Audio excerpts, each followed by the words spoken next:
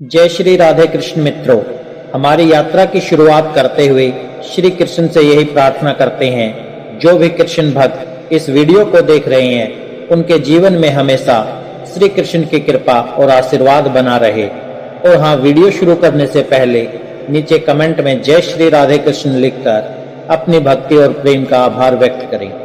श्री कृष्ण कहते हैं, हे अर्जुन, इन सब के भीतर ईश्वर की ज्योति जल रही है, लेकिन दिखती सिर्फ उसे है जो अपने आप को जान लेता है, जो सिर्फ दुनिया के पीछे लगा है, जिसने कभी अकेला बैठना सीखा ही नहीं, अकेले जीना कभी सीखा ही नहीं, उसे अपने भीतर की जलती हुई ईश्वर की ज्योति कभी नहीं दिखेगी। पहले के युगों में ऋषि मुनि, राजा महाराजा लोग पागल नहीं थे जो अपना घर परिवार छोड़ के पहाड़ों में, जंगलों में अकेले में खुद को जानने के लिए निकल जाते थे। वो इस चीज को समझ चुके थे कि अकेले रहेंगे तभी खुद को जान पाएंगे। श्री कृष्ण अर्जुन से कहते हैं कि हर इंसान के अंदर कभी ना मिटने वाला मेरा एक अंश समाया हुआ है। हर प्राणी के भीतर मेरी ही शक्ति छुपी हुई है, लेकिन लोग उसे कभी नहीं जान पाते, इसलिए पूरी जिंदगी दुखी होते रहते हैं, रोते रहते हैं। लेकिन जो लोग अकेले बैठना सीखते हैं, खुद को जानने की कोशिश करते हैं, वो हर दुख से पार निकल जाते हैं। और ये कितना बड़ा आश्चर्य है कि इंसान को पूरी दुनिया का पता है, लेकिन ऐसा कोई नहीं जिसे ये पता हो कि वो खुद कौन है, वो कहाँ से आया है, उसका जन्म क्यों हुआ है और वो मृत्यु के बाद कहाँ जाएगा। जो भी इस सत्य को जान लेता है, समझ जाता है, वो इस जिंदगी के सारे दुखों से आजाद हो जाता है। गीता का दूसरा उपदेश ये है कि यहाँ सब एक दूसरे का उपयोग करने के लिए जी रहे हैं। कोई भी तुम्हारे लिए नहीं जी रहा, तुम बिल्कुल अकेले हो। यहाँ पर आपका कोई संगी साथी नहीं, क्योंकि मौत आपके सारे संगी साथी आपसे छीन लेगी। यहाँ सदा ना कोई रहा है, ना कोई रहेगा। चाहे कोई कितना भी जोर लगा ले, लेकिन सदा के लिए कोई किसी के साथ नहीं रह सकता। और मन आपको हमेशा इसी धोखे में रखता है कि चाहे कितने भी लोग दुनिया में मर रहे हों, लेकिन आपको समझ नहीं आता कि एक दिन मेरे को भी ये मौत अपने साथ ले जाएगी। होश में आओ और अपने मन के मोह का त्याग करो। एक दिन सब कुछ आपके हाथ से छूट जाएगा, या आप ही एक दिन सब कुछ छोड़ के चले जाएंगे। यहाँ कोई आपका नहीं, कुछ भी आपका नहीं। आप जिस भी चीज पर अधिकार जमा लो कि ये मेरा है, लेकिन मृत्यु आपसे आपका हर अधिकार छीन लेगी। इसलिए ना लोगों के मोह में मरो और ना छोटी छोटी बातों पर अपने दिल को दुखी करो।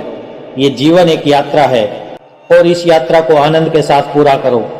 गीता का तीसरा उपदेश ये है कि जिससे सबसे ज्यादा प्रेम करोगे, सबसे ज्यादा दुख आप वहीं से पाओगे। जिसके जितना करीब जाओगे, सबसे अधिक पीड़ा आपको वहीं से मिलेगी।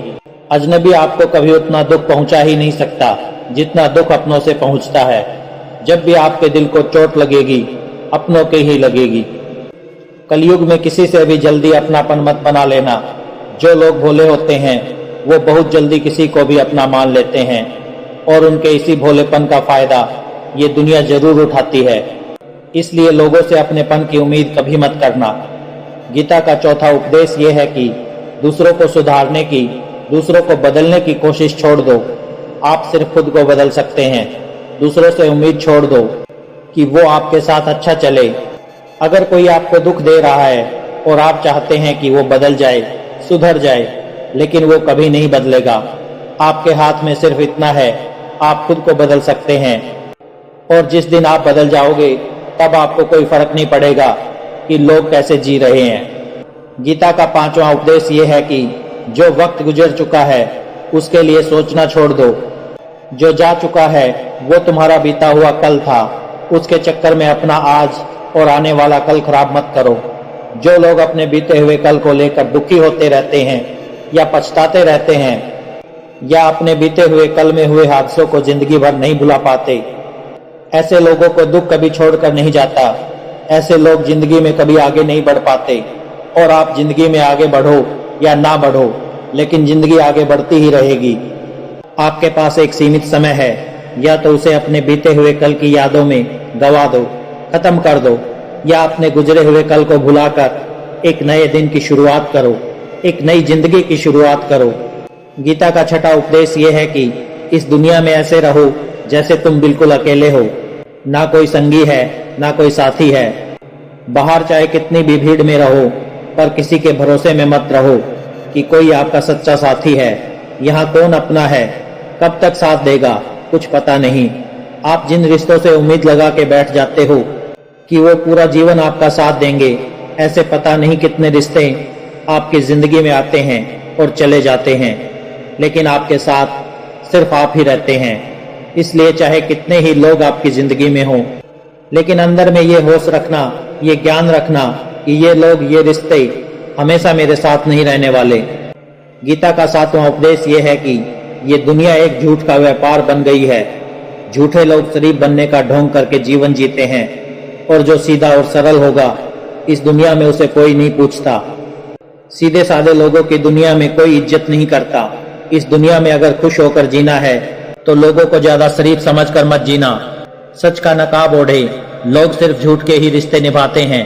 गीता का आठवां उपदेश ये है कि इस जगत में जिसका जन्म हुआ है उसकी मृत्यु निश्चित है। जो कुछ भी बना है वो एक दिन नष्ट हो जाएगा। हमारे जन्म के साथ ही हमारे जीवन का समय कम होना शुरू हो जाता है। मृत्यु किसी एक दिन अचानक से नहीं आती। हम हर दिन मृत्यु के और करीब जाते रहते हैं, लेकिन ये दुनिया भूल भुलैया है। यहाँ हर इंसान अपनी मृत्यु को भुलाए बैठा है। किसी को ये एहसास ही नहीं, एक दिन जाना भी होगा इस दुनिया से। गीता का नौवां उपदेश ये है कि इस जमाने में आप चाहे किसी की भी कितनी भी भलाई कर लें, लेकिन लोग आपका एहसान कभी नहीं मानेंगे। एहसान मानना तो दूर, लोग ये तक भूल जाएंगे कि आपने उनके लिए कुछ किया भी है।